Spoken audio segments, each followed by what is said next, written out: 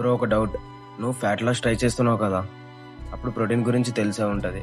కానీ ఫైబర్ ఎంత ఇంపార్టెంట్ అయినా ఎప్పుడైనా ఆలోచించావా?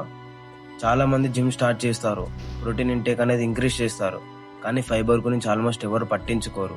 నిజం చెప్పాలి అంటే మీ డైట్లో ఫైబర్ లేకపోతే ఆకలి ఎక్కువ ఉంటుంది, మధ్య మధ్యలో తినాలి అని ఎక్కువ అనిపిస్తుంది. అప్పుడు డైట్ ఫాలో చేయడం చాలా కష్టం అయిపోతుంది.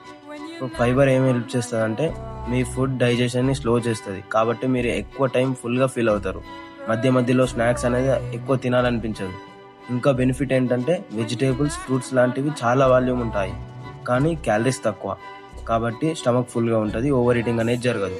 ఇంకా ఫైబర్ డైజెషన్ని స్మూత్గా మెయింటైన్ చేస్తుంది, బాడీ లైట్గా ఫీల్ అవుతుంది, అప్పుడు డైట్ కంటిన్యూ చేయడం ఈజీ అవుతుంది. సో సింపుల్గా చెప్పాలి అంటే ప్రోటీన్ ఇంపార్టెంట్ అండ్ దాంతోపాటు ఫైబర్ కూడా ఈక్వల్గా ఇంపార్టెంట్. రెండు కలిసి ఉంటేనే డైట్ ప్రాపర్గా వర్క్ అవుతుంది. ఫైబర్ వల్ల చిన్నగా చేంజ్ అనిపించవచ్చు, కానీ రిజల్ట్లో చాలా డిఫరెన్స్ ఉంటుంది.